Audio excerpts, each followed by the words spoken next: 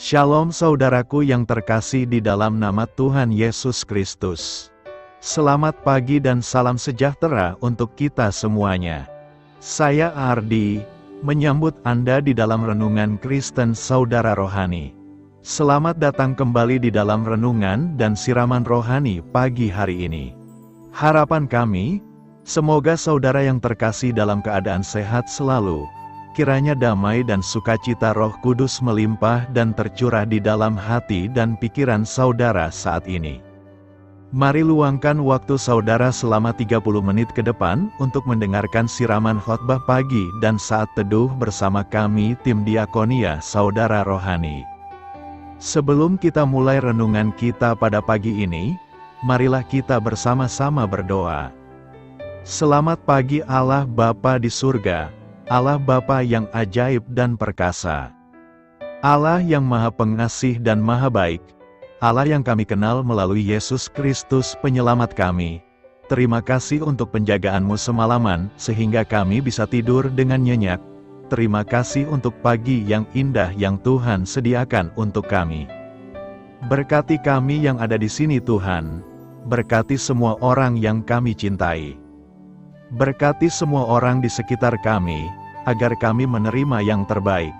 Tuhan, kami mau berdoa untuk sahabat, keluarga, dan rekan kami yang sedang sakit.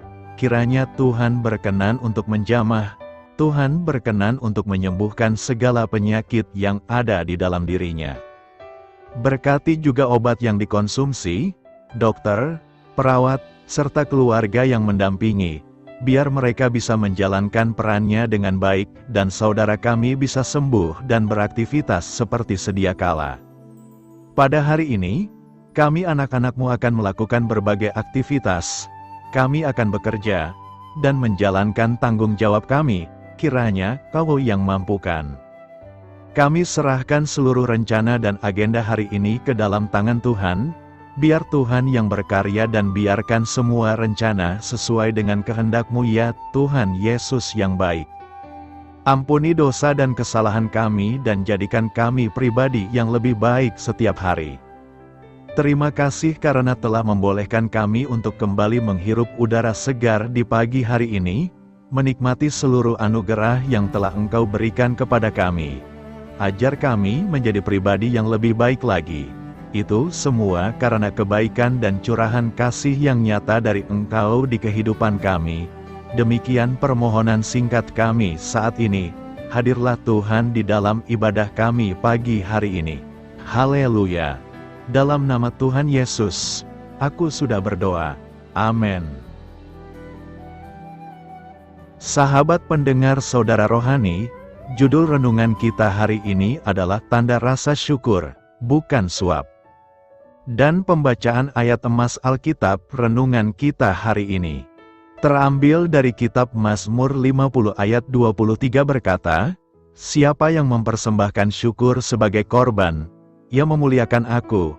Siapa yang jujur jalannya, keselamatan yang dari Allah akan kuperlihatkan kepadanya." Mari kita mulai renungan kita. Mengapa setiap kali datang ibadah, selalu saja direpotkan dengan memberi persembahan? Apakah Tuhan itu memerlukannya? Bukankah segala yang ada adalah milik-Nya? Pernyataan ini mungkin mengganggu sebagian dari kita yang galau ketika memberikan persembahan. Jika bayar pajak, sudah sewajarnya sebab setiap warga negara menikmati fasilitas yang disediakan oleh negara. Namun tentang persembahan, banyak yang merasa telah bersusah payah memberikan persembahan, masih saja kehidupan yang alami terasa sulit. Dikiranya, persembahan itu seperti pajak, yang membuat pembayarnya menikmati fasilitas yang disediakan. Paham paling sederhana, persembahan dijadikan sebagai alat untuk menenangkan sang sesembahan, agar tidak murka. Jika dirasa suatu persembahan gagal, akan diganti dengan persembahan lain, sampai akhirnya murka menjadi reda.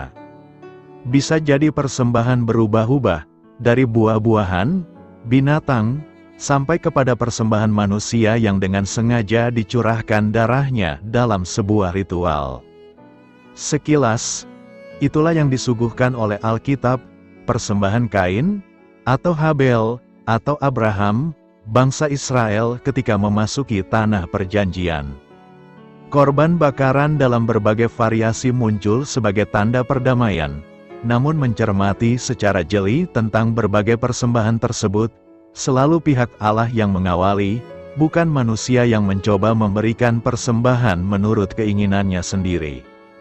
Itu artinya, meskipun terlihat sama, kenyataannya ada perbedaan mendasar tentang konsep dasarnya.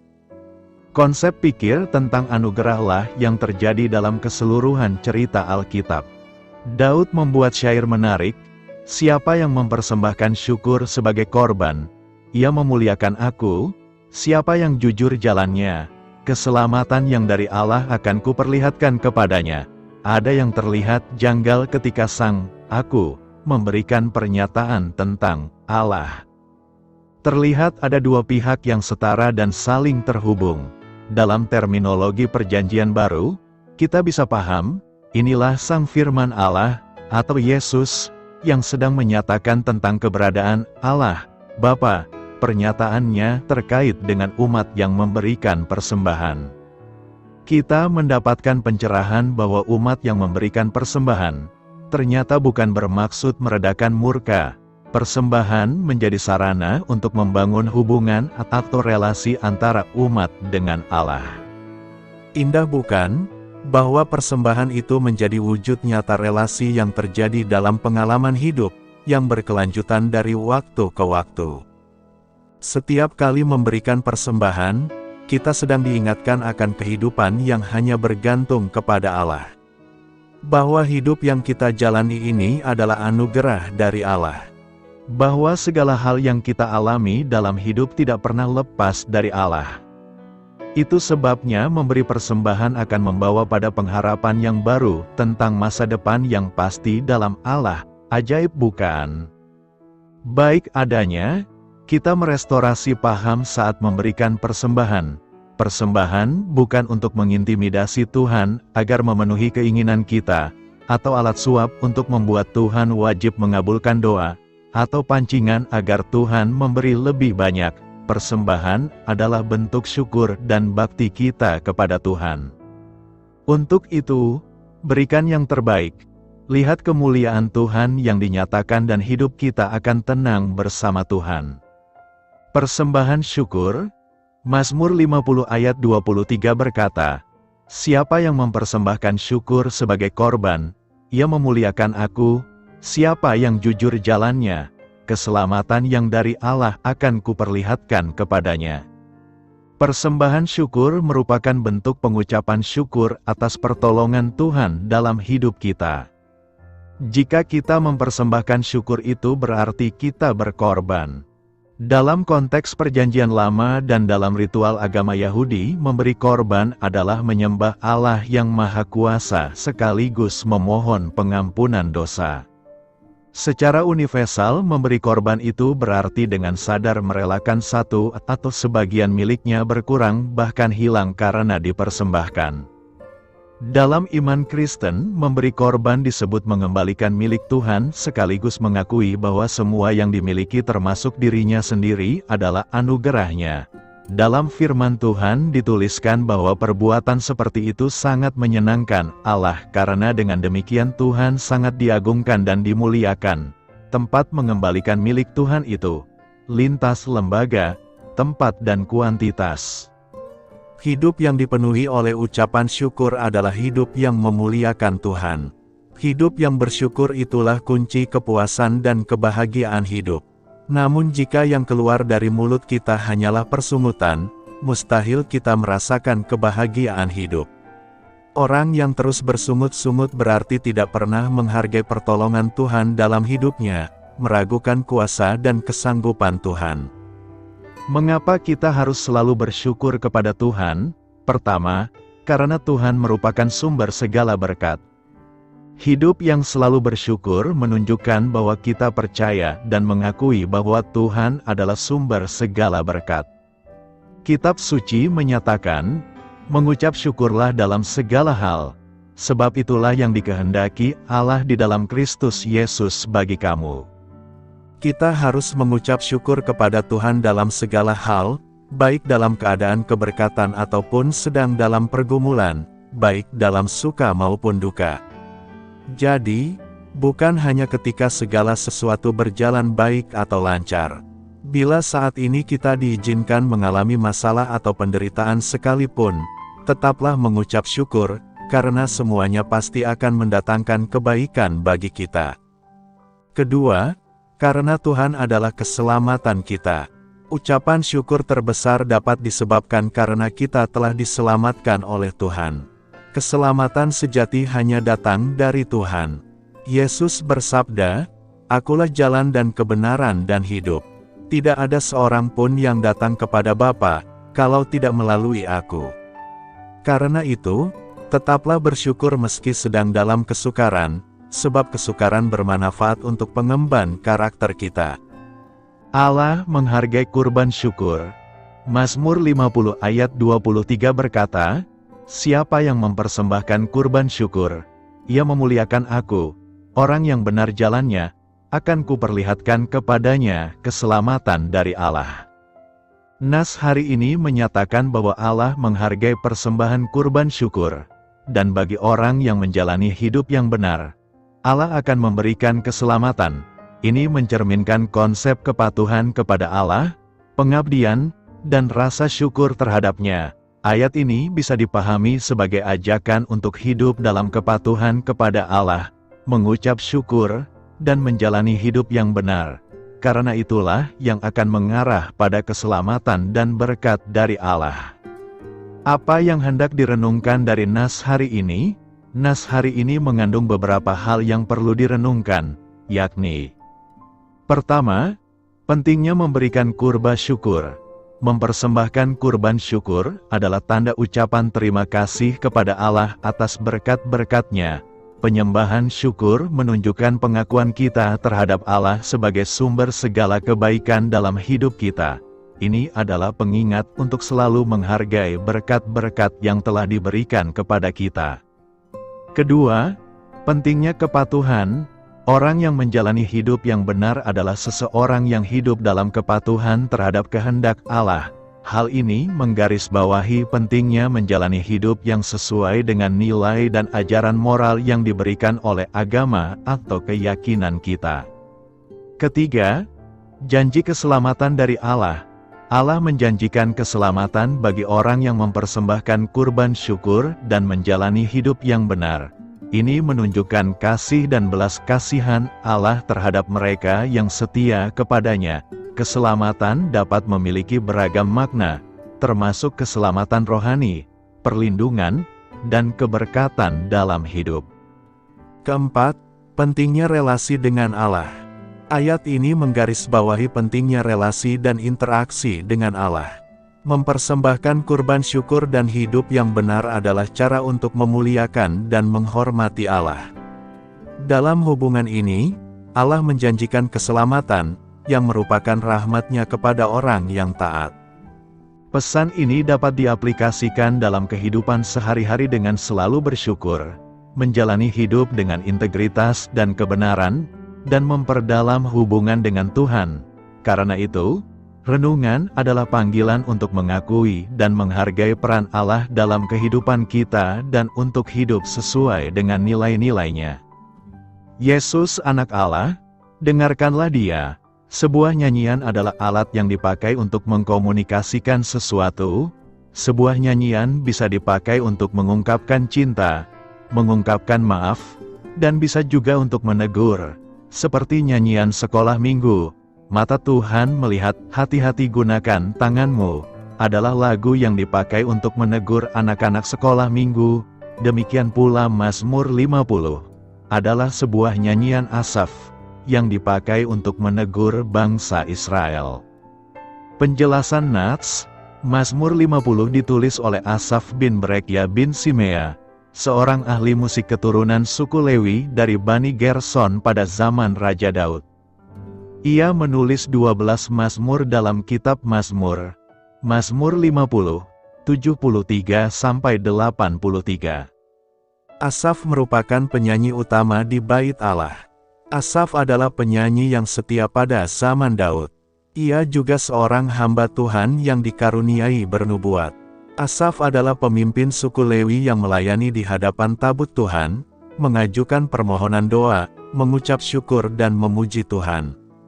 Saat kaum Israel kembali dari Babilonia, terdapat 128 orang keturunan Asaf dalam barisan tersebut.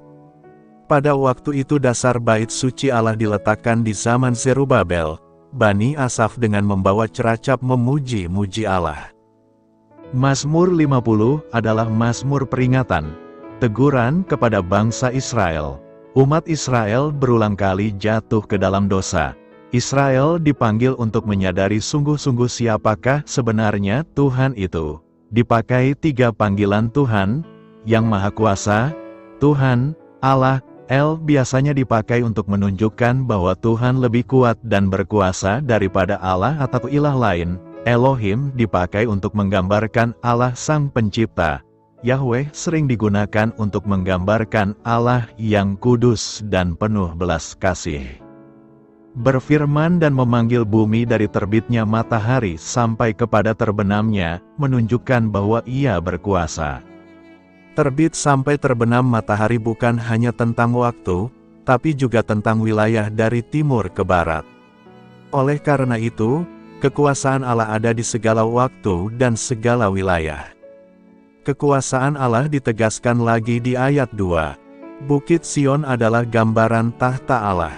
Seperti di Mazmur 2 ayat 6, Aku yang telah melantik Rajaku di Sion, gunungku yang kudus. Kekudusan Allah juga ditunjukkan oleh kalimat Allah tampil bersinar.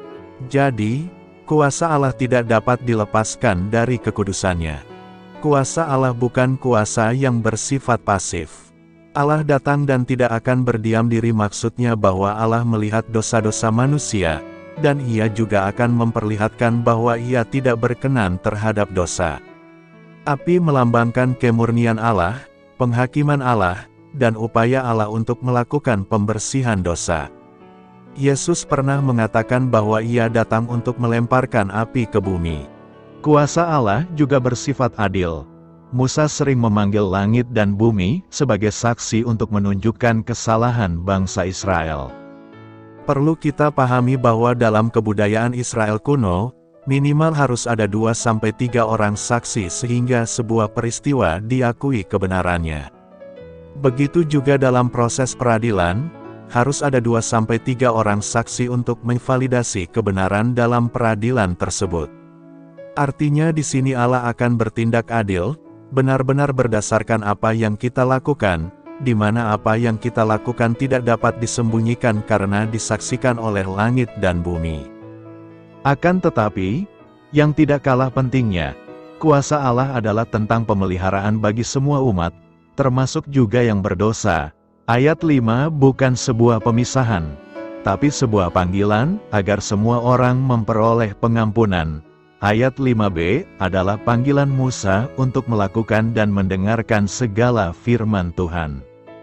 Renungkan, tema kita hari ini adalah tentang mendengar Allah. Mazmur 50 ayat 1-6 adalah panggilan pemeliharaan bagi manusia untuk bertobat. Jadi, yang harus kita dengar adalah panggilan untuk berubah menjadi manusia yang lebih baik. Perubahan itu harus dimulai oleh pengenalan akan siapa itu Allah.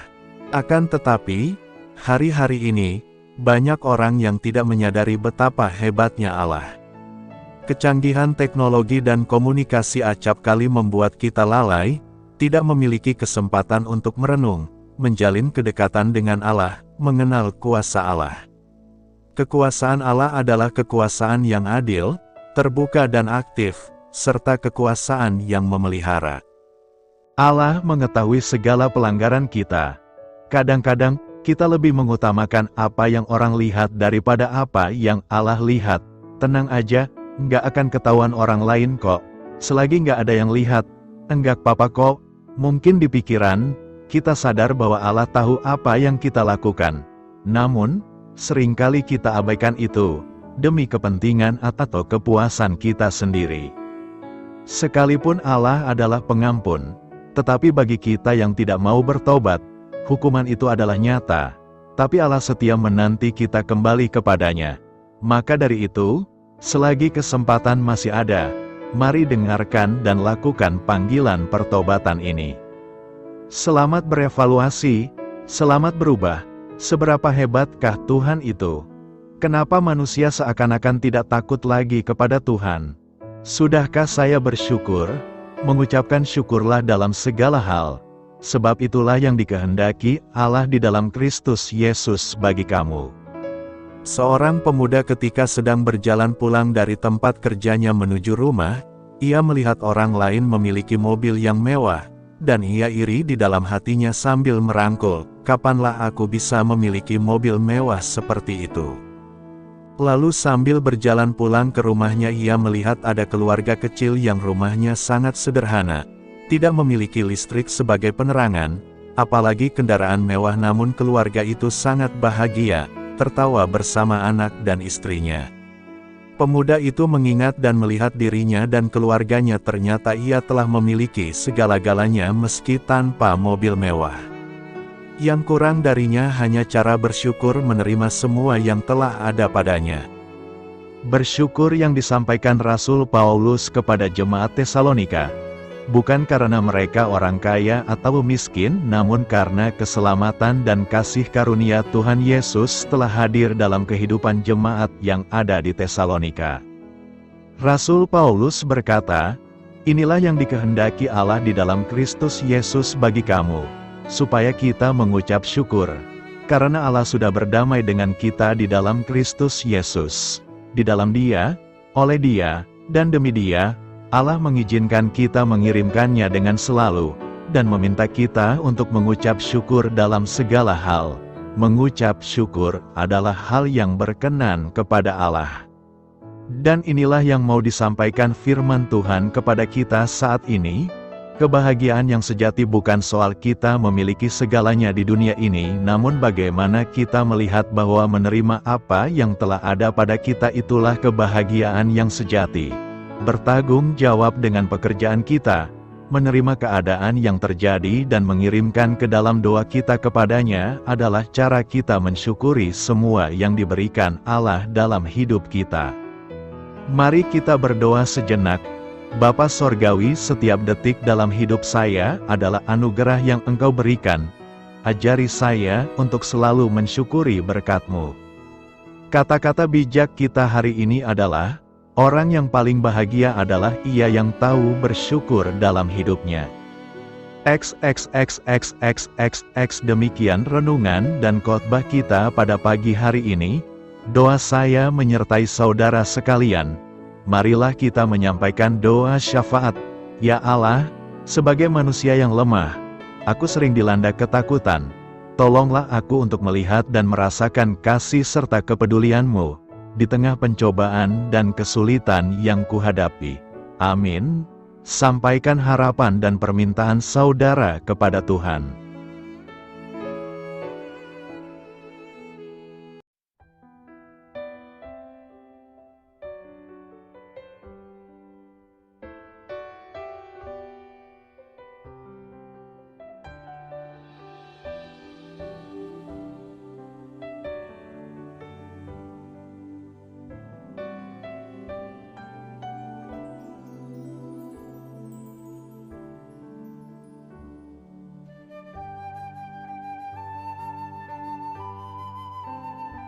Marilah kita renungkan sahabat saudara rohani.